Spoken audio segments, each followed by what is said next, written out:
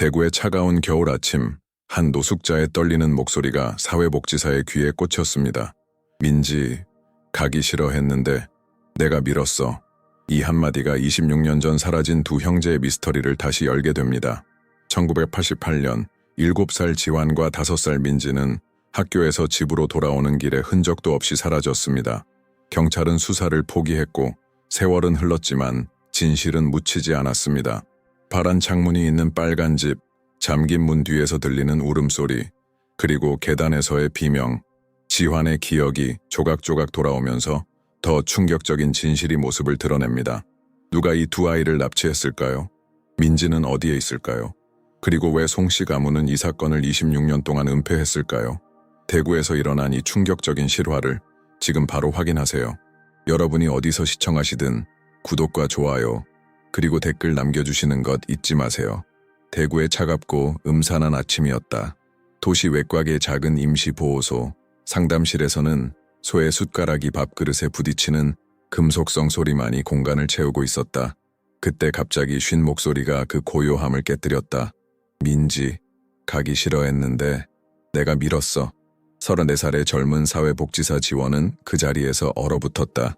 그는 정신적 고통을 겪는 노숙자들의 연결되지 않은 말들에 익숙했지만 이 말에는 뭔가 다른 것이 있었다. 그 어조, 죄책감, 그 이름, 그의 앞에 앉아있는 남자는 지저분하고 수염이 헝클어져 있었으며 섬뜩할 정도로 공허한 눈빛을 가지고 있었다. 그는 마치 그 문장이 수십 년 동안 그를 괴롭혀온 것처럼 떨고 있었다. 지원은 민지가 누구인지 물어보려 했지만 남자는 시선을 피하며 또 다시 고장난 레코드처럼 반복했다. 내가 밀었어. 몇 시간 후 보호소와 협력하는 은퇴한 경찰관과 함께 기록을 작성하면서 지원은 무심코 그 이름을 언급했다. 경찰관은 글을 쓰다가 멈추고 천천히 고개를 들어 물었다. 민지라고? 대구에서? 1988년에 여기서 무슨 일이 있었는지 알아? 기억을 잃은 남자의 얼굴이 스캔되고 디지털화되었다. 그리고 지원의 피는 3일 후 DNA 결과를 받았을 때 얼어붙었다. 그 방랑자는 26년 전에 사라진 두 형제 중 하나인 지환이었다. 대구의 구석구석에 소문이 퍼졌다. 반세기가 지난 후에 돌아온 실종 아동. 하지만 기쁨보다는 공포가 더 컸다. 노숙자 센터의 직원들은 지환이 밤에 비명을 지르며 깨어나는 것을 들었다. 항상 같은 악몽이었다. 어둠 속에서 누군가가 그를 부르는 소리. 그리고 그가 손을 뻗을 수 없는 곳에 있는 작은 손. 지원은 1988년 신문 기사를 찾아보았다. 대구에서 두 형제 실종, 지환 7세과 민지 5세가 학교에서 돌아오지 않음. 기사 하단에는 작은 글씨로 쓰여 있었다. 경찰은 아이들이 강에 빠졌을 가능성을 조사 중. 그러나 그들의 시신은 결코 발견되지 않았다. 지환의 어머니는 이제 70대가 되었다. 그녀의 얼굴은 26년의 슬픔으로 깊게 패였다. 아들이 돌아왔다는 소식을 들었을 때 그녀는 쓰러졌다. 병원 침대에서 그녀는 지원의 손을 붙잡고 물었다. 민지는요? 우리 딸은 어디 있나요? 그리고 그때 일은 더 이상한 방향으로 흘러갔다. 지환은 가족을 알아보지 못했다. 그는 자신의 이름도, 어머니도, 심지어 자신이 살았던 집도 기억하지 못했다. 그가 유일하게 기억하는 것은 내가 밀었어라는 문장뿐이었다. 지원은 지환에게 민지에 대해 물었다. 처음에는 그의 눈에 아무런 반응이 없었다. 그러다가 지환은 갑자기 종이와 연필을 집어들고 그림을 그리기 시작했다. 파란 창문이 있는 빨간 집, 그림을 그리면서 그의 손은 떨리고 있었고 땀이 이마에서 흘러내렸다. 그날 밤, 지원은 1988년 사건 파일을 살펴보기 위해 경찰서 지하실로 갔다. 은퇴한 경찰관의 도움으로 그는 먼지 쌓인 상자를 발견했다. 그러나 파일을 열자 많은 페이지가 찢겨나가 있었다. 그곳에는 메모가 하나 있었다. 조사 중단, 충분한 증거 없음. 그러나 남아있는 페이지 중 하나에서 지원은 중요한 단서를 발견했다. 강이라는 성을 가진 한 여성이 아이들이 실종된 날 이상한 것을 보았다고 주장했지만 그녀는 공식적으로 증언하지 않았다. 그리고 그 여성의 주소는 아이들의 집에서 불과 2블록 떨어진 곳이었다. 지원은 지환에게 그림에 대해 더 물어보기로 결심했다. 그는 조심스럽게 접근했다. 지환의 정신 상태가 여전히 취약했기 때문이다. 지환 씨, 이 빨간 집에서 무슨 일이 있었나요? 지환은 창밖을 바라보며 중얼거렸다. 그녀는 우리를 보살펴 주겠다고 했어. 하지만 문을 잠갔어. 누가요? 누가 문을 잠갔나요? 지환은 갑자기 격렬하게 떨기 시작했다. 그의 눈은 공포로 커졌고 손가락은 머리카락을 움켜쥐었다. 민지가 계단에서. 그는 더 이상 말을 이어가지 못했다. 간호사가 달려와 진정제를 투여했다. 지환이 잠들자 지원은 그의 손에 쥐어진 종이를 발견했다. 거기에는 하나의 이름이 적혀 있었다. 송영희. 다음 날 아침 지원은 그 이름을 검색했다. 결과가 그를 충격에 빠뜨렸다. 송영희는 1992년에 아동 유괴 혐의로 체포된 여성이었다. 그녀의 집은 파란 창문이 있는 빨간 집이었다. 그리고 더 충격적인 것은 송영희가 1988년 직전에 자신의 아들을 잃었다는 사실이었다. 아들의 이름은 준호였다. 그는 화재로 사망했다. 지원은 떨리는 손으로 전화기를 들고 경찰에 연락했다. 1988년 대구에서 실종된 형제 사건과 1992년 송영희의 유괴 사건 사이에 연관성이 있을 수 있습니다. 경찰서에 노련한 형사 김 형사가 전화를 받았다. 무슨 연관성이요? 송영희가 자신의 아들을 잃은 후 그를 대체하기 위해 지환과 민지를 유괴했을 가능성이 있습니다. 김 형사는 한숨을 쉬었다. 송영희는 3년 전에 감옥에서 사망했습니다. 그녀는 절대 말하지 않았어요. 지원은 결단력 있게 말했다. 하지만 지환이 말할 수 있습니다. 그의 기억이 돌아오고 있어요. 그날 오후 지원은 지환을 데리고 송영희의 옛집 터로 갔다. 집은 오래전에 철거되었고 이제 그 자리에는 작은 공원이 있었다. 지환은 공원 한가운데 서서 주변을 둘러보았다. 그의 눈에 무언가가 반짝였다. 인식. 여기서 민지가 계단에서 넘어졌어. 그는 공원 가장자리로 걸어가 작은 경사면을 가리켰다. 과거에는 더 가파른 언덕이었을 것이다. 민지가 도망치려고 했어. 그리고 그녀가 지환의 목소리가 갑자기 멈췄다. 그의 얼굴이 창백해졌고 그는 무릎을 꿇었다. 내가 밀었어.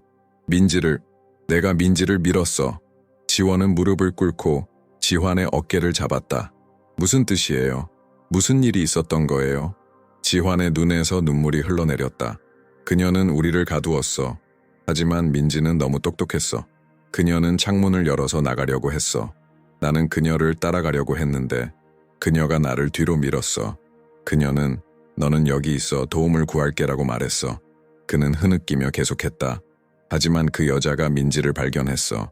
그녀는 민지를 끌고 들어왔어. 민지는 울고 있었어. 그리고 그 여자는 화가 났어. 그녀는 민지를 2층으로 끌고 갔어. 나는 그들을 따라갔어. 그리고 민지와 그 여자가 계단 위에서 싸우는 것을 봤어. 나는 민지를 도우려고 했어. 지환은 너무 격렬하게 흐느껴 더 이상 말을 이어갈 수 없었다. 지원은 조심스럽게 물었다. 그래서 당신이 민지를 밀었어요? 지환은 고개를 저었다. 아니, 나는 그 여자를 밀었어. 하지만 그녀가 민지를 붙잡고 있었어. 그들은 함께 넘어졌어. 민지의 머리가 계단 아래쪽에. 그는 말을 마치지 못했다. 그의 기억은 너무 고통스러웠다. 지원은 공원 주변을 둘러보았다. 26년이 지났지만 진실은 여전히 이 땅 어딘가에 묻혀 있었다. 그리고 그는 그것을 파헤칠 것이었다. 공원 맞은편에서 한 노년의 여성이 그들을 지켜보고 있었다. 강이라는 성을 가진 여성. 그녀의 눈에는 깊은 비밀이 숨겨져 있었다. 이 모든 것을 뒤에서 지켜보던 또 다른 인물이 있었다. 그녀는 턱에 작은 흉터가 있는 40대의 여성이었다. 그녀는 목걸이를 만지작거리며 속삭였다. 지환 오빠, 마침내 돌아왔구나. 재회는 대구 지역사회를 충격에 빠뜨렸다. 26년 만에 돌아온 대구의 실종 아이라는 헤드라인이 지역 언론을 장식했다. 거리 곳곳에서 사람들은 수군거렸고 카페에서는 노인들이 1988년에 그 날을 회상했다. 그러나 지환은 아무것도 기억하지 못했다. 그가 자란 집도 어머니도 심지어 거울 속 자신의 모습조차도 그에게는 낯설었다. 봄비가 내리는 오후 지환은 어머니의 집에 처음으로 방문했다. 문턱을 넘는 순간 그의 얼굴에는 혼란스러운 표정이 스쳤다. 할머니가 된 어머니는 떨리는 손으로 그의 뺨을 쓰다듬었다. 우리 아들, 정말 너구나. 지환은 어색하게 서 있었다. 그의 눈에는 인식의 빛이 없었다. 그는 마치 남의 집에 들어온 손님처럼 조심스럽게 주변을 살폈다. 어머니, 라고 불러야 하나요? 그가 조용히 물었다. 노부인의 눈에 눈물이 고였다. 그녀는 아들의 손을 잡고 그를 작은 방으로 인도했다. 방 안에는 오래된 장난감들과 아이들 책이 그대로 보존되어 있었다. 시간이 멈춘 공간이었다. 내 방이야. 네가 사라진 이후로 그대로 두었단다. 지환은 침대 위에 앉았다. 그의 손이 자연스럽게 베개 밑으로 향했고 그곳에서 낡은 로봇 장난감을 꺼냈다. 그의 손가락이 로봇의 등에 있는 작은 스위치를 눌렀다. 놀랍게도 장난감은 여전히 작동했다. 기계적인, 그러나 낯익은 멜로디가 방 안을 채웠다. 지환의 눈에서 한 방울의 눈물이 떨어졌다. 그는 그것이 무엇인지 이해하지 못했다. 기억이 아닌 몸이 기억하는 감각이었다. 그날 밤 지환은 잠들지 못했다. 그는 종이에 강박적으로 그림을 그렸다. 항상 같은 그림이었다. 파란 창문이 있는 빨간 집. 그림은 거칠었지만 세부 사항은 놀라울 정도로 정확했다. 창문의 흰색 테두리, 문 옆에 꽃 화분, 굴뚝에서 나오는 연기까지. 다음 날 아침, 지원은 지환을 위해 준비된 심리평가에 동행했다. 그들은 대구의 유명한 정신건강센터로 향했다. 그곳에서 최 박사는 지환의 상태를 평가할 예정이었다. 진료실에 들어서자마자 초인종 소리가 울렸다. 이 작은 소리에 지환은 갑자기 몸을 웅크렸다. 그의 얼굴은 공포로 일그러졌고 그는 책상 밑으로 기어들어갔다. 그녀가 왔어. 그녀가 왔어. 그가 중얼거렸다. 최 박사는 지원에게 의미심장한 눈빛을 보냈다.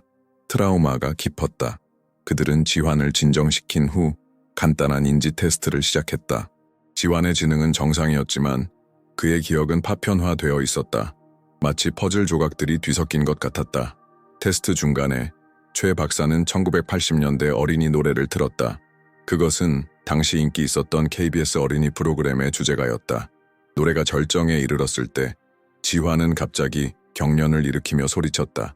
그녀가 우리를 돌봐주겠다고 했어. 하지만 문을 잠갔어.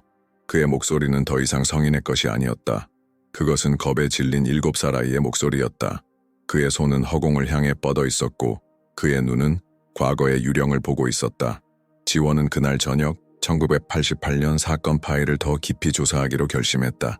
그는 대구 중앙도서관의 신문보관소에서 오래된 기사들을 뒤적였다. 대부분의 기사는 두 아이의 실종과 수색 과정, 그리고 결국 포기된 희망에 관한 것이었다. 그러나 지원의 눈길을 끄는 것이 있었다. 1992년 기사, 한 여성이 아동 유괴 혐의로 체포되었다는 내용이었다. 그녀의 이름은 송영희, 그리고 그녀의 집은 파란 창문이 있는 빨간 집이었다. 기사는 그녀의 집이 체포 후 철거되었다고 언급했다. 지원은 경찰서로 달려갔다. 그는 송영희의 파일을 요청했지만 담당자는 그것이 분실되었다고 말했다. 너무 오래된 사건이라는 것이었다. 지원은 좌절감을 느꼈지만 포기하지 않았다. 그는 송영희가 수감되었던 교도소 기록을 확인하기로 했다. 교도소 기록은 충격적인 사실을 밝혔다. 송영희는 1987년 화재로 아들을 잃었다. 그녀는 1992년에 2명의 아동을 유괴한 혐의로 체포되었지만 그 아이들은 지환과 민지가 아니었다. 그녀는 다른 아이들을 데려간 것이었다. 그러나 가장 충격적인 사실은 송영희의 집에서 발견된 것이었다. 그녀의 지하실에서 경찰은 여러 아이들의 옷과 장난감을 발견했다. 그 중에는 민지라고 새겨진 작은 배낭도 있었다. 지원은 이 정보를 가지고 지환에게 돌아갔다. 그는 조심스럽게 민지의 배낭에 대해 물었다. 민지의 가방, 핑크색의 토끼 그림이 있었나요? 지환의 눈이 커졌다. 그는 고개를 끄덕였다. 그래, 민지는 그 가방을 항상 가지고 다녔어. 학교에 가는 날에도 안 가는 날에도. 이것은 지환의 첫 번째 확실한 기억이었다. 진전이었다. 그날 밤 지환은 다시 악몽에 시달렸다. 그는 잠에서 깨어나 울부짖었다. 민지, 미안해. 지원은 그를 달래려 했지만 지환은 진정되지 않았다.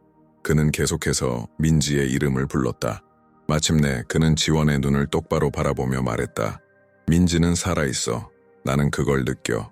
지원은 믿지 않았지만 그는 지환을 위해 고개를 끄덕였다.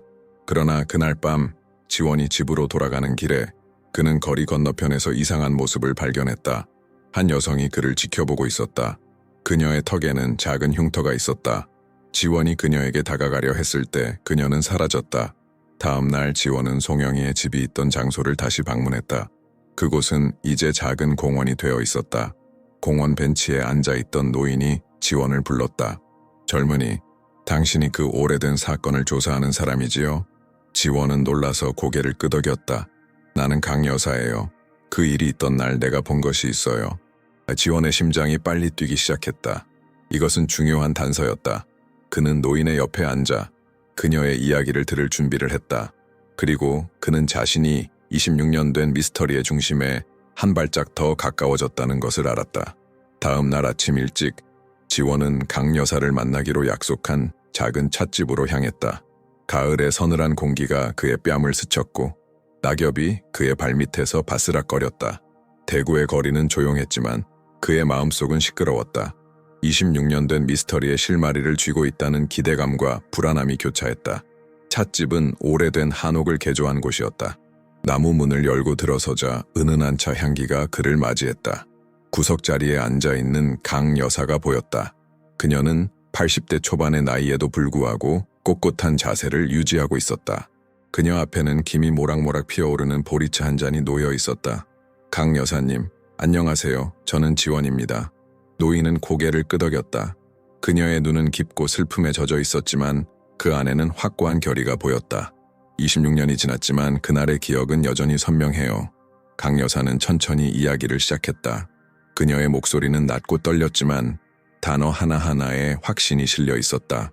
1988년 10월 17일이었어요. 가을비가 내리는 날이었죠. 나는 창문으로 비를 보고 있었어요. 그때 송영희의 집 앞에서 움직임이 보였어요.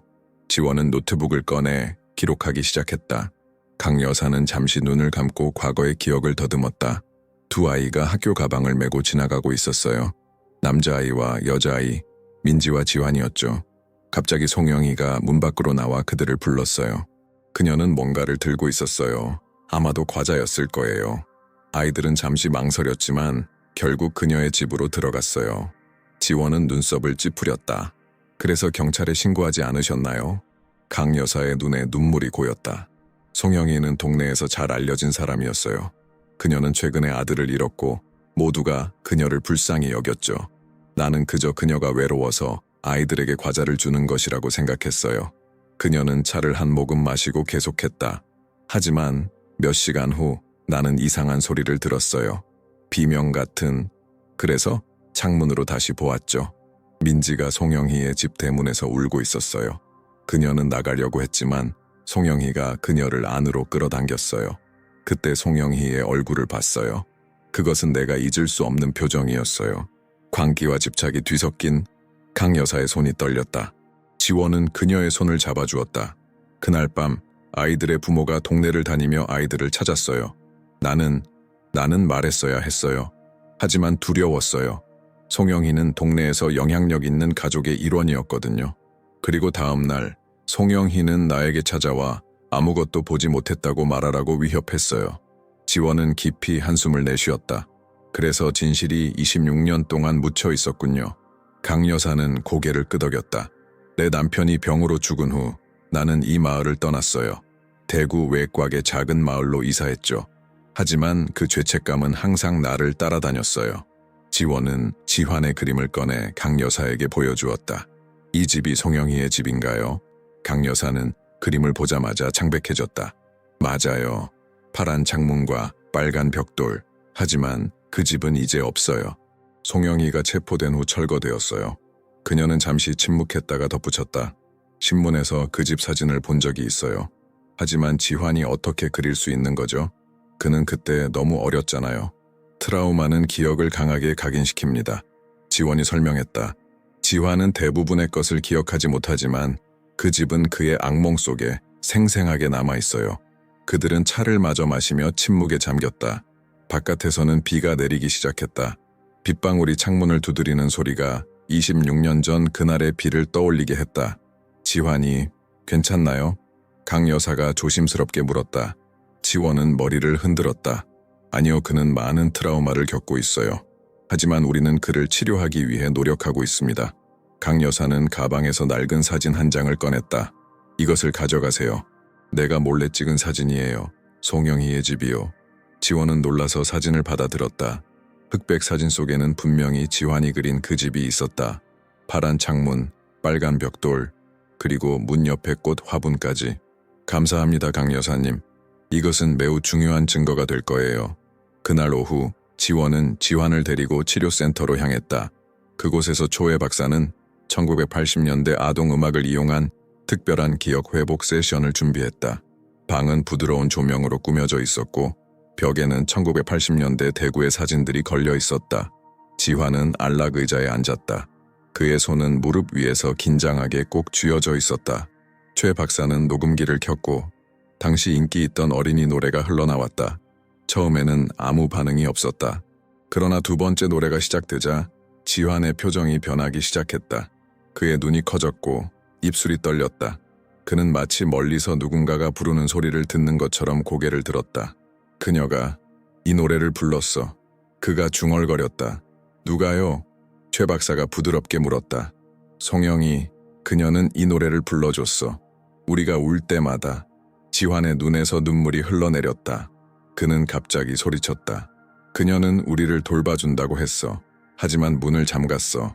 민지가 도망치려고 했을 때 그녀는 민지를 때렸어. 나는 무서웠어. 그의 목소리가 어린아이의 것으로 변했다. 그는 자신의 몸을 앞뒤로 흔들며 울기 시작했다. 민지가 벽을 두드렸어. 나는 그녀를 들었어. 다른 쪽에서 최 박사와 지원은 놀란 눈빛을 교환했다. 이것은 중요한 진전이었다. 지환의 기억이 돌아오고 있었다. 어디에 갇혀 있었나요, 민지는? 최 박사가 조심스럽게 물었다. 지환은 손가락으로 가상의 선을 그리며 말했다. 책장 뒤, 비밀방. 그녀는 거기에 민지를 가뒀어. 세션이 끝난 후 지원은 급히 송영희의 집 부지로 돌아갔다. 그는 공원 관리인을 찾아가 예전 집에 설계도가 있는지 물었다. 운 좋게도 관리인은 오래된 서류 상자를 가지고 있었다. 철거하기 전에 모든 것을 기록해야 했거든요. 특히 그런 사건이 있었던 집이니까. 지원은 설계도를 펼쳤다. 2층 구조의 집이었다. 그리고 거기에 주 침실 옆에 표시되지 않은 공간이 있었다. 설계도상으로는 그냥 벽장처럼 보였지만 실제로는 작은 방이 될 수 있는 크기였다. 책장 뒤의 비밀방. 지원이 중얼거렸다. 그날 밤 지원은 잠들지 못했다. 그의 머릿속에는 수많은 질문이 맴돌았다. 민지는 정말로 그 비밀방에 갇혀 있었을까? 그리고 무슨 일이 있었길래 지환은 26년 동안 기억을 억눌러야 했을까? 창밖으로 달빛이 대구의 거리를 비추고 있었다. 어딘가에 진실이 기다리고 있었다. 그리고 지원은 그것을 찾아낼 것이었다. 민지와 지환을 위해, 그리고 26년 동안 진실을 알지 못한 모든 사람들을 위해. 비가 내리는 저녁, 지환은 보호소의 침대 아래에서 무언가를 발견했다. 처음에는 그냥 오래된 먼지 덩어리처럼 보였지만 자세히 살펴보니 작은 나무 상자였다. 손가락으로 상자를 조심스럽게 끌어당기자 희미한 지환이라는 글씨가 상자 측면에 새겨져 있었다. 그의 심장이 빠르게 뛰기 시작했다. 이건 내 거야? 떨리는 손으로 상자를 열었다. 내부는 빛바랜 보라색 천으로 덮여 있었고 그 위에는 부분적으로 탄 오래된 사진 한 장이 놓여 있었다. 사진 속에는 어린 지환과 민지가 있었다. 그들 뒤로 얼굴이 보이지 않는 여성의 실루엣이 있었다. 송영희로 추정되는 인물이었다. 지환은 사진을 들여다보았다. 그의 눈에서 눈물이 흘러내렸다. 사진 속 민지의 얼굴은 또렷했다. 작고 둥근 얼굴, 밝은 눈, 그리고 왼쪽 턱에 작은 점이 있었다. 그녀는 카메라를 향해 웃고 있었지만 그 눈빛은 뭔가 두려움이 깃든 듯했다. 민지, 지환이 중얼거렸다. 내 동생, 상자 안에는 다른 물건들도 있었다. 낡은 구슬 몇 개, 색이 바랜 종이학, 그리고 빨간 리본. 지환은 리본을 손에 쥐고 눈을 감았다. 갑자기 그의 마음속에 기억의 조각이 떠올랐다. 오빠, 이거 내가 준 거야. 항상 가지고 있어야 해. 약속해. 7살 지환은 5살 민지에게서 빨간 리본을 받았다. 그것은 민지가 생일에 받은 선물에서 나온 것이었다. 약속할게, 민지야. 항상 가지고 있을게. 지환은 눈을 떴다. 그의 시선은 더 이상 혼란스럽지 않았다. 그 안에는 결의가 보였다. 다음 날 아침 지환은 발견한 사진을 지원에게 보여주었다. 지원은 즉시 그것의 중요성을 깨달았다. 이것은 중요한 증거예요. 경찰에 가져가야 해요. 지원은 대구 경찰서로 향했다. 그러나 그가 예상했던 대로 경찰은 26년이나 지난 사건을 재조사하는 것에 관심이 없었다. 증거가 불충분합니다. 김 형사가 말했다. 탄사진 한 장으로는 수사를 다시 열 수 없습니다. 지원이 항의하려는 순간 경찰서 뒤편에서 한 남자가 그를 불렀다. 그는 50대 후반으로 보이는 남자였다. 구겨진 셔츠와 지친 눈, 그리고 술 냄새가 났다. 내 이름은 박중호입니다. 1988년 당시 대구일보 기자였죠. 그들은 근처 찻집으로 자리를 옮겼다. 박중호는 소주 한 잔을 비우고 이야기를 시작했다. 나는 그 아이들의 실종 사건을 맡았었습니다. 처음에는 평범한 실종 사건처럼 보였어요. 하지만 조사를 하면 할수록 뭔가 이상한 점이 많았습니다. 그는 낡은 가죽 가방에서 노란 폴더를 꺼냈다. 송영희는 평범한 주부가 아니었어요. 그녀는 대구에서 가장 영향력 있는 가문인 송씨 가문의 일원이었습니다. 그녀의 오빠는 당시 경찰청장이었고 그녀의 남편은 시의원이었죠. 지원은 충격에 빠졌다. 그래서 수사가 제대로 이루어지지 않았던 거군요. 박중호는 고개를 끄덕였다. 그뿐만이 아닙니다. 송영희는 1987년 화재로 아들을 잃었어요. 그 후 그녀는 정신적으로 불안정해졌습니다. 하지만 가족들은 그것을 숨겼죠. 그는 또 다른 서류를 꺼냈다. 그것은 1992년 송영희가 체포되었을 때의 신문 기사였다. 그녀는 결국 다른 아이들을 유괴한 혐의로 체포되었어요. 하지만 재판은 비공개로 진행되었고 그녀는 정신병원에 수감되었죠. 그 사건과 1988년의 실종 사건 사이의 연관성을 조사하려고 했지만 박중호의 눈에 두려움이 비쳤다. 내체 브레이크가 고장났어요. 사고로 위장된 살인 시도였죠. 그 후 나는 신문사에서 해고되었고 누구도 내 말을 믿지 않았습니다. 지원은 깊은 생각에 잠겼다. 그런데 왜 지금 와서 저에게 이 이야기를 하는 거죠? 박중호는 슬프게 웃었다.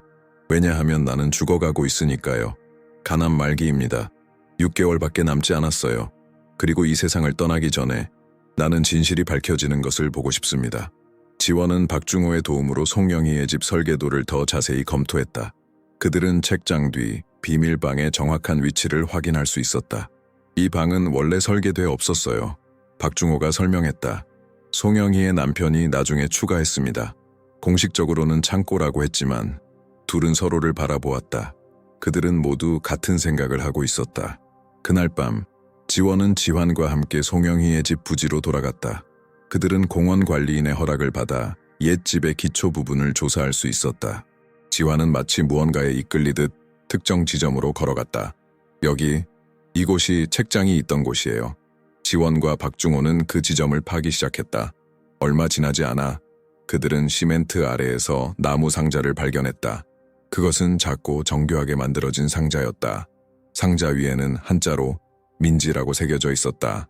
떨리는 손으로 지원은 상자를 열었다. 내부에는 어린아이의 머리카락 몇 가닥과 이름이 새겨진 작은 브로치가 있었다. 브로치에는 분명히 민지라고 쓰여 있었다. 이것은 지환이 브로치를 들어 올리며 말했다. 민지의 5번째 생일 선물이었어요. 어머니가 주신 거예요. 그러나 상자 바닥에는 더 충격적인 것이 있었다. 작은 뼈 조각이었다. 지원의 얼굴이 창백해졌다. 그들 모두 최악의 상황을 두려워하고 있었다. 경찰에 연락해야 해요. 지원이 결정했다. 그들이 발견한 증거로 인해 경찰은 마침내 사건을 재조사하기로 결정했다. 뼈 조각은 법의학 연구소로 보내졌다. 며칠 후 결과가 나왔다. 이 뼈 조각은 법의학자가 말했다. 어린아이의 것이 맞습니다. 지원, 지환, 박중호는 공포에 질렸다. 그들의 가장 큰 두려움이 현실이 되었다. 그러나 법의학자가 계속했다. DNA 분석 결과 이것은 여자아이의 것이 아닙니다. 남자아이의 뼈 조각입니다. 세 사람은 서로를 바라보았다. 혼란스러움과 충격이 그들의 얼굴에 드러났다. 그렇다면 민지는 지환이 중얼거렸다. 그리고 이 뼈 조각은 누구의 것인가요? 지원이 물었다. 법의학자는 보고서를 내려놓았다. 아직 확인되지 않았습니다. 하지만 추가 분석이 필요합니다. 그들이 경찰서를 나설 때 지환은 갑자기 멈춰서서 거리 건너편을 바라보았다. 그곳에는 한 여성이 서 있었다. 그녀의 턱에는 작은 흉터가 있었다. 지환이 그녀를 향해 한 걸음 내딛자 그녀는 사라졌다. 누구였어요? 지원이 물었다. 지환의 눈에는 혼란스러운 표정이 있었다. 모르겠어요. 하지만 그녀가 익숙해요. 그가 마침내 잠에 빠져들었을 때 기억의 조각들이 꿈속에서 춤추기 시작했다. 희미한 노랫소리, 자장가, 어머니의 목소리가 아닌 다른 여성의 목소리였다. 잘 자라, 우리 준호야. 엄마가 지켜줄게. 지환은 꿈속에서 몸을 뒤척였다. 어린 시절 그의 모습이 어둠 속에서 형체를 드러냈다. 그는 작은 방에 갇혀 있었다. 방 한쪽에는 잠긴 옷장이 있었다. 옷장 안에서 누군가가 벽을 두드렸다. 오빠, 나 여기 있어. 도와줘. 7살 지환은 옷장으로 달려갔지만 문은 잠겨 있었다. 그가 문을 흔들자 송영희가 방에 들어왔다. 준호야, 뭐하니? 그건 만지면 안 돼. 거기엔 무서운 것이 있어. 내 이름은 준호가 아니에요. 지환이에요. 그리고 민지가 거기 있어요. 송영희의 얼굴이 일그러졌다. 그녀는 지환의 팔을 세게 잡아당겼다. 넌 내 아들 준호야. 다른 이름은 없어. 이제 그만. 갑자기 번개가 치며 지환을 잠에서 깨웠다. 그는 소리를 지르며 일어났다. 그의 온몸은 땀으로 젖어 있었고 심장은 미친 듯이 뛰고 있었다. 민지. 지원은 빗속을 뚫고 지환의 숙소로 달려왔다. 그가 문을 열자 지환은 침대에 앉아 몸을 앞뒤로 흔들고 있었다. 그녀가 민지를 옷장에 가뒀어. 지환이 중얼거렸다. 나는 민지의 목소리를 들었어. 벽 너머로. 지원은 지환의 곁에 앉아 그를 진정시켰다. 천천히 말해봐요. 무슨 일이 있었나요? 지환의 눈에는 공포와 함께 새로운 명료함이 보였다. 송영희는 민지를 옷장에 가뒀어요. 하지만 그건 일반 옷장이 아니었어요. 벽 뒤에 비밀 공간이 있었어요. 그녀는 나를 준호라고 불렀어요. 그녀의 죽은 아들 이름이었죠. 지환의 말에 지원은 심각한 표정을 지었다. 그는 핸드폰을 꺼내 박중회에게 전화를 걸었다. 저희가 송영희 집의 설계도를 다시 확인해야 할 것 같습니다. 지환이 기억해낸 것이 있어요. 다음 날 아침 비가 그친 후에 대구는 씻긴 듯 맑았다. 지원, 지환, 박중호는 지방 도서관의 건축기록 보관소에서 만났다. 그들은 송영희의 집에 관한 원래 설계도를 더 자세히 조사했다. 여기 보세요. 박중호가 손가락으로 가리켰다. 2층 주침실 옆에 벽장처럼 보이는 공간이 있습니다. 하지만 실제 치수를 보면 벽과 외벽 사이에 숨겨진 공간이 있었을 가능성이 높아요. 지원은 의아한 표정을 지었다. 왜 집에 그런 공간을 만들었을까요? 박중호는 어깨를 으쓱했다. 송영희의 남편은 정치인이었어요. 그 시절에는 비밀 회의실이나 은신처를 갖는 것이 흔했습니다. 특히 80년대 정치적 불안정 시기에는요. 지환은 설계도를 자세히 살펴보았다. 그의 손가락이 특정 지점을 가리켰다. 여기, 이곳이에요. 이 벽장 뒤에 민지가 있었어요. 그들은 송영희 집의 터로 다시 향했다. 현재는 작은 공원으로 변해 있지만 지하에는 여전히 옛 건물의 흔적이 남아있을 것이었다. 강 여사의 도움으로 그들은 송영희의 이웃이었던 또 다른 노인 조 씨를 만났다. 그는 1980년대에 건설업체에서 일했던 사람이었다. 그래, 나는 그 집이 지어질 때 일부 작업에 참여했어. 조 씨가 말했다. 송영희의 남편이 특별히 요청한 것이 있었지. 2층에 특별한 공간을 만들라고 했어. 정확한 용도는 말하지 않았지만 방음 처리를 철저히 하라고 했어. 지원, 지환, 박중호는 서로를 바라보았다. 이것은 지환의 기억과 일치했다. 그 집의 정확한 위치를 기억하시나요? 지원이 물었다. 조 씨는 고개를 끄덕였다. 물론이지. 지금도 그 기초는 땅속에 남아있을 거야. 조 씨의 도움으로 그들은 공원의 특정 지점을 파기 시작했다. 몇 시간의 작업 끝에 그들은 콘크리트 기초와 계단의 흔적을 발견했다. 박중호가 작은 삽으로 조심스럽게 흙을 파내자 금속 상자가 드러났다. 이게 뭐지? 지원이 중얼거렸다. 그들은 상자를 조심스럽게 꺼냈다. 그것은 오래되어 녹이 슬었지만 여전히 단단히 잠겨 있었다. 박중호가 도구를 이용해 자물쇠를 부수자 상자가 열렸다. 내부에는 어린아이의 소지품들이 있었다. 작은 머리카락 묶음, 낡은 일기장, 그리고 민지라는 이름이 새겨진 금속 브로치가 있었다. 일기장은 물에 젖어 대부분의 내용을 읽을 수 없었지만 마지막 페이지에는 희미하게 글씨가 남아 있었다. 오늘 그녀가 또 나를 가두었어. 오빠가 도와주려고 했지만 그녀가 오빠를 때렸어. 나는 여기서 나갈 방법을 찾을 거야. 창문이 작지만 아마 빠져나갈 수 있을 것 같아. 지환의 손이 떨렸다. 이건 민지의 일기야. 그녀는 정말 그곳에 갇혀 있었어. 그러나 상자 바닥에는 더 충격적인 것이 있었다. 작은 뼈 조각들이었다. 지원이 조심스럽게 그것들을 집어들었다.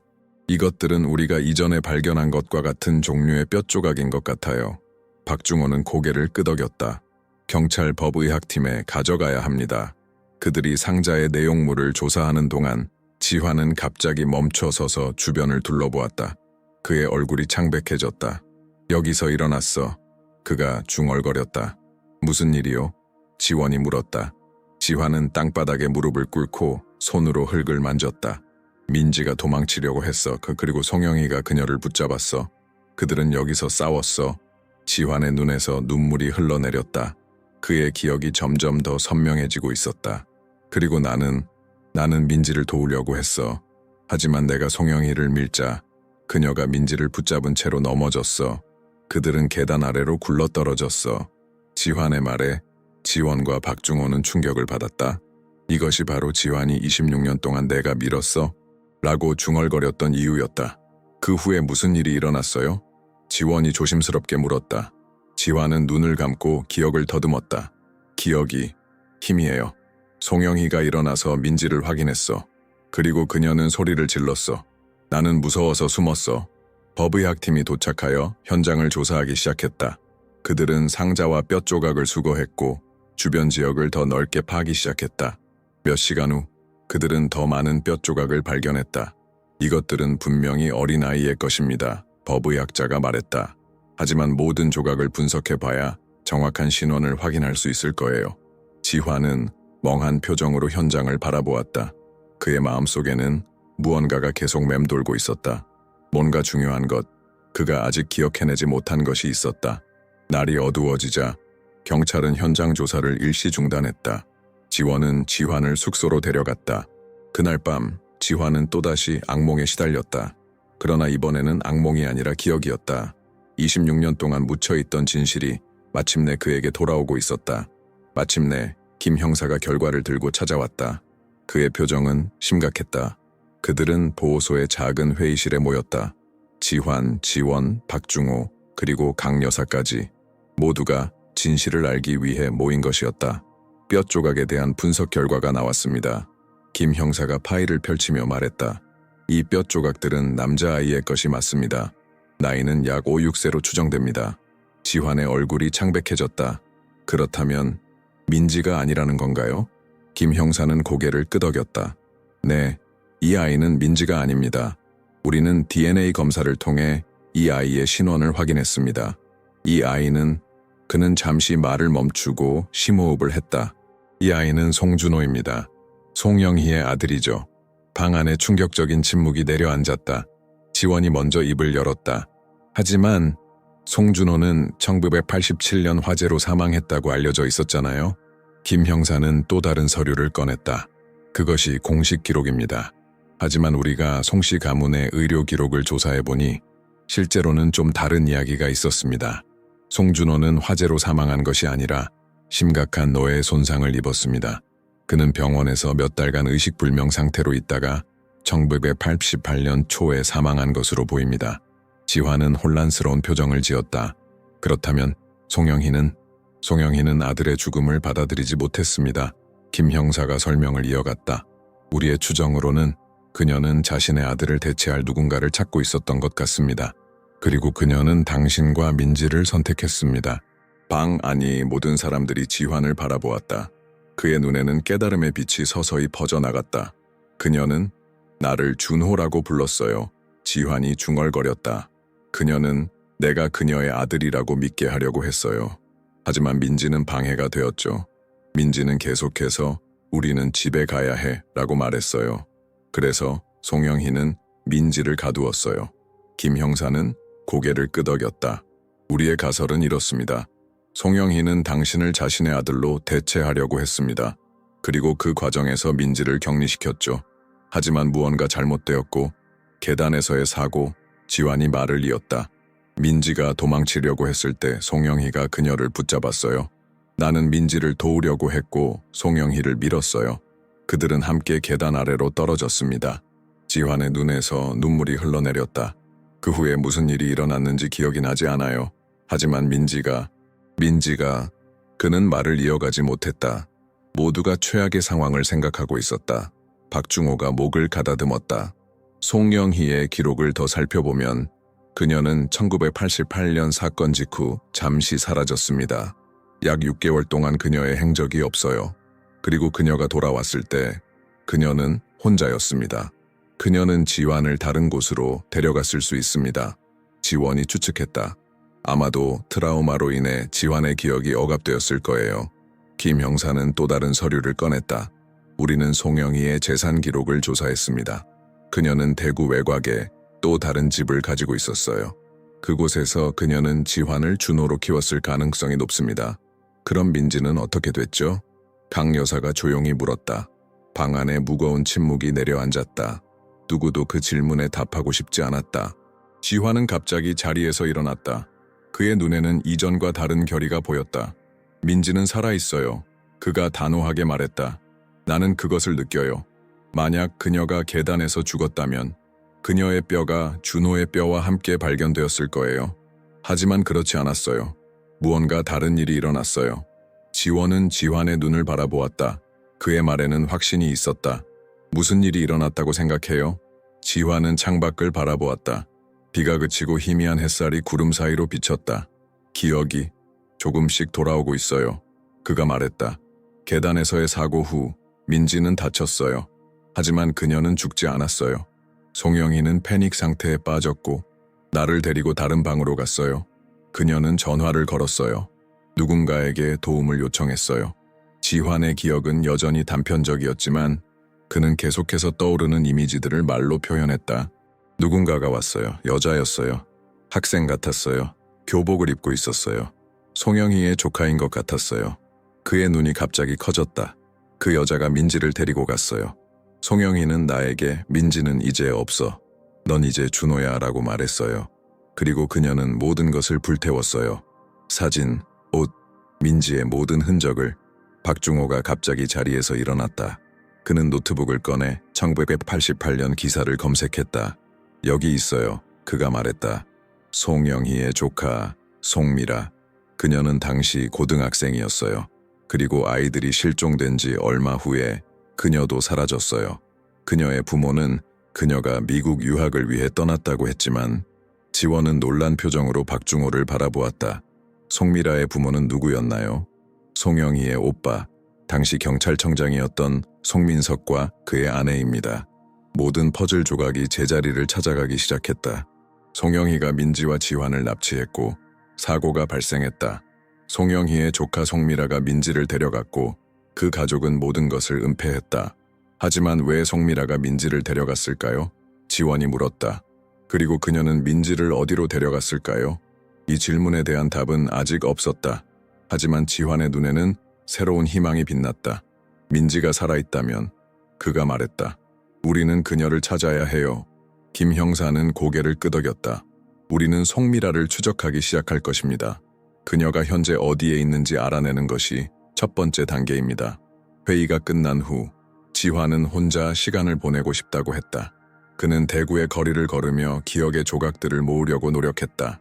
그가 강변공원에 도착했을 때 그는 벤치에 앉아있는 익숙한 여성의 모습을 발견했다. 턱에 작은 흉터가 있는 여성이었다. 지환은 천천히 그녀에게 다가갔다. 여성은 그를 보고 미소 지었다. 그녀의 눈에는 눈물이 고여 있었다. 오랜만이네, 오빠. 그녀가 말했다. 지환은 그 자리에 얼어붙었다. 그의 심장이 빠르게 뛰기 시작했다. 그는 이 여성을 알았다. 아니, 알고 있었다. 네가. 그는 말을 더듬었다. 여성은 손목에서 작은 팔찌를 풀었다. 그것은 아이의 팔찌였다. 빨간 구슬과 파란 구슬이 번갈아 꿰어져 있었다. 기억나? 오빠가 내 5번째 생일에 만들어준 거야. 지환의 눈에서 눈물이 흘러내렸다. 그의 입술이 떨리며 한 단어를 내뱉었다. 민지, 정말 너야? 지환의 목소리는 떨렸다. 여성은 고개를 끄덕였다. 그녀의 눈에서는 눈물이 흘러내렸다. 나야. 오빠, 26년 만이네. 지환은 망설임 없이 그녀를 끌어안았다. 26년 동안 잃어버렸던 누나와 동생의 연결이 순간적으로 복원되었다. 그들은 말없이 서로를 껴안고 흐느꼈다.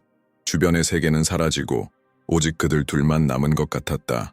마침내 민지가 몸을 떼어내며 지환의 얼굴을 양손으로 감쌌다. 네가 살아있어서 정말 다행이야.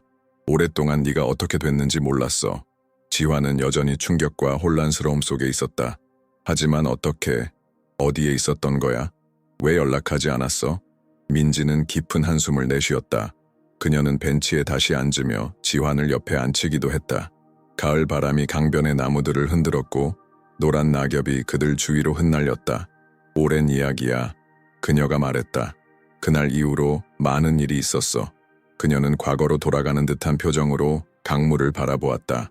그날 송영희 아줌마의 집에서 우리가 계단에서 넘어졌을 때 나는 의식을 잃었어.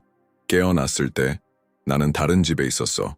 송영희의 조카 송미라가 나를 돌보고 있었지. 민지는 그날의 기억을 더듬었다.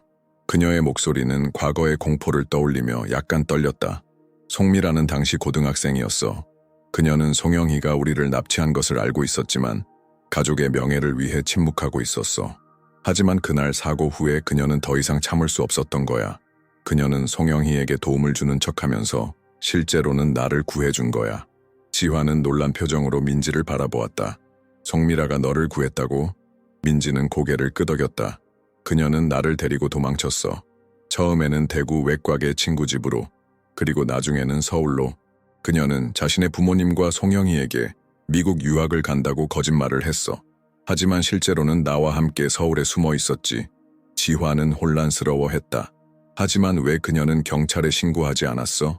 왜 우리 부모님에게 네가 살아있다고 알리지 않았어? 민지의 눈에 슬픔이 깃들었다. 그녀는 두려웠어.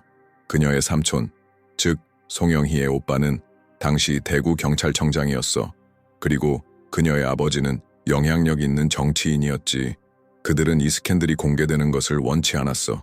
송미라는 내가 안전하게 자랄 수 있도록 자신의 삶을 포기한 거야. 지환은 말문이 막혔다. 이 모든 것이 너무 복잡하고 믿기 어려웠다. 그럼 송미라는 지금 어디에 있어? 그가 물었다. 민지의 눈에 눈물이 고였다. 그녀는 5년 전에 암으로 죽었어. 마지막 순간까지 그녀는 나를 보호했어. 그녀는 내게 진짜 언니 같았어. 잠시 침묵이 흘렀다. 지환은 이 모든 정보를 소화하려고 노력했다. 그렇다면 네가 송미라와 함께 서울로 갔을 때 나는 어떻게 된 거야? 그가 물었다. 민지는 쓴웃음을 지었다. 송영희는 널 자신의 아들로 키우려고 했어. 하지만 계단에서의 사고 후 그녀는 대구에 머무를 수 없었어. 그녀는 널 데리고 다른 도시로 이사했지. 우리가 알아낸 바로는 그녀는 널 준호라는 이름으로 키웠어. 그녀는 네가 과거를 잊도록 만들었어. 지환은 고개를 끄덕였다. 그래서 내 기억이 없었던 거구나. 어느 시점에 아마도 송영희가 더 이상 널 통제할 수 없게 되었을 때 너는 도망쳤을 거야. 그리고 결국 노숙자가 되었고, 지환은 머리를 흔들었다. 너무 많은 시간이 지났어. 너무 많은 일이 있었어. 민지는 그의 손을 잡았다. 하지만 우리는 지금 여기 있어. 함께. 그들은 다시 한번 서로를 바라보았다. 26년의 세월이 흘렀지만 형제의 유대는 여전히 강했다. 너는 언제 내가 돌아왔다는 것을 알게 됐어? 지환이 물었다. 민지는 살짝 웃었다. 뉴스를 통해서야. 26년 만에 돌아온 대구의 실종 아동이라는 헤드라인을 보았을 때 나는 그것이 너라는 것을 알았어. 그래서 대구로 왔지. 그런데 왜 바로 나타나지 않았어? 왜 그림자처럼 우리를 따라다녔어? 민지의 표정이 어두워졌다. 두려웠어. 송씨 가문은 여전히 강력해. 그들이 진실이 드러나는 것을 원치 않을 거야. 그리고 나는 네가 나를 기억할지 확신하지 못했어. 지환은 그녀의 손을 꼭 쥐었다. 이제 기억이 돌아오고 있어. 조금씩이지만. 그때 지원이 공원으로 뛰어왔다. 그는 숨을 헐떡이며 멈춰섰다. 지환 씨, 중요한 소식이. 그는 민지를 보고 말을 멈췄다. 누구? 지환은 미소 지었다. 지원 씨, 이쪽은 내 여동생 민지입니다. 지원의 눈이 커졌다. 민지? 살아있었던 거예요? 민지는 조용히 고개를 끄덕였다. 안녕하세요, 지원 씨. 오빠를 도와주셔서 감사합니다. 지원은 아직도 충격에서 벗어나지 못한 상태였다. 하지만 어떻게, 어디에, 지환이 그를 진정시켰다. 긴 이야기예요. 나중에 설명해 드릴게요. 그런데 무슨 중요한 소식이 있으셨나요? 지원은 정신을 차렸다. 아, 네. 법의학팀이 추가 분석 결과를 보내왔어요. 그리고 송영희에 대한 새로운 정보도 있습니다. 세 사람은 가까운 카페로 자리를 옮겼다. 그곳에서 지원은 그가 알게 된 정보를 공유했다. 송영희는 1992년에 다른 아이들을 유괴한 혐의로 체포되었습니다. 그녀는 정신병원에 수감되었고 2019년에 사망했어요. 하지만 흥미로운 것은 그녀가 사망하기 전에 남긴 일기장입니다. 지원은 태블릿을 꺼내 스캔된 일기장 페이지를 보여주었다. 그녀는 마지막 페이지에 이렇게 썼어요. 준호는 내 아이가 아니었다. 내가 그를 데려왔다. 하지만 그는 도망쳤다. 그리고 민지는 살아있을까? 계단에서 넘어진 후 미라가 그녀를 데려갔다. 나는 그들을 다시 볼 수 없을 것이다. 지환과 민지는 서로를 바라보았다. 송영희의 고백은 그들의 이야기를 확인해 주었다. 그리고 뼈 조각에 대한 추가 분석 결과도 나왔습니다. 지원이 계속했다. 그것들은 확실히 송준호의 것입니다.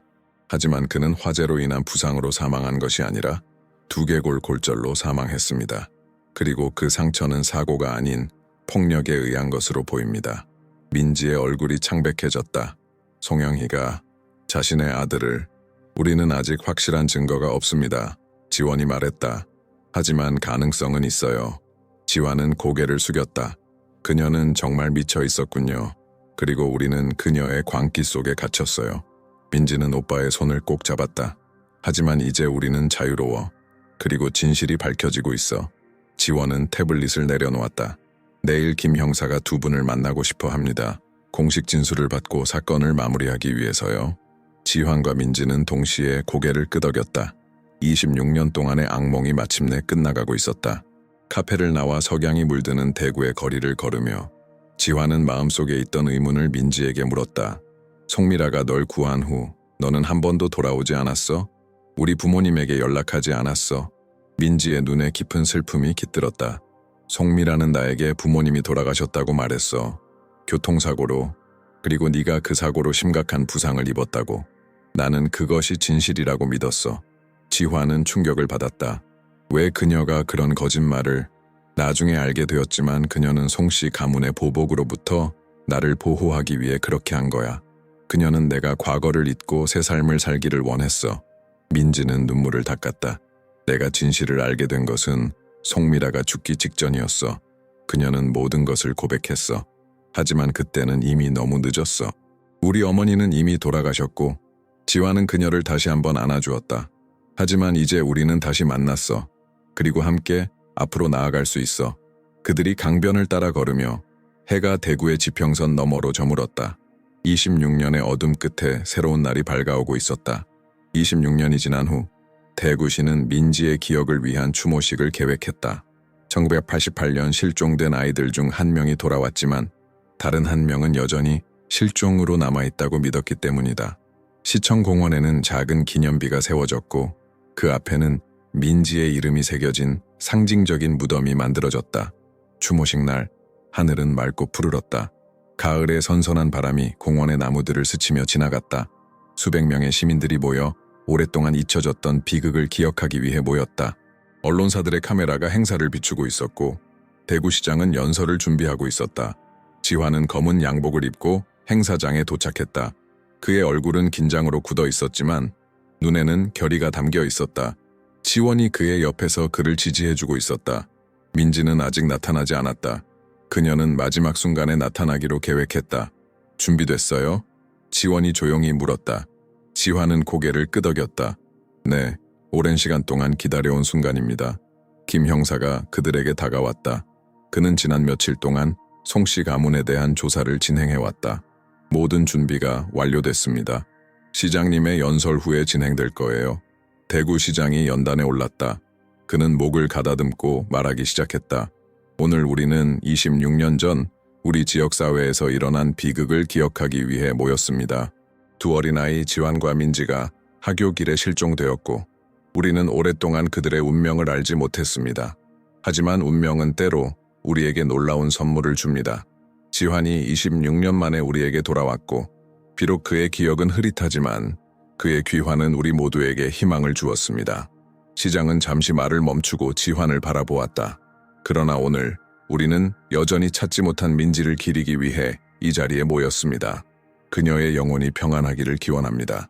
청중 속에서 턱에 작은 흉터가 있는 여성이 조용히 서 있었다.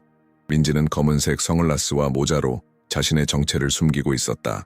그녀의 손에는 오래된 목걸이가 쥐어져 있었다. 사진 속 민지가 착용했던 것과 동일한 목걸이였다.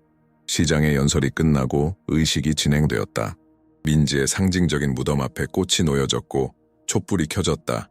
그리고 마침내 의식의 마지막 순간이 다가왔다. 지환이 연단에 올랐다.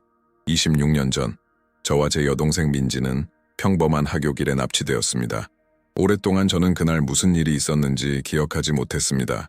제 기억은 트라우마로 인해 억압되었고 저는 길을 잃고 방황했습니다. 그의 목소리는 감정으로 인해 약간 떨렸지만 그는 계속했다. 하지만 이제 진실이 밝혀졌습니다.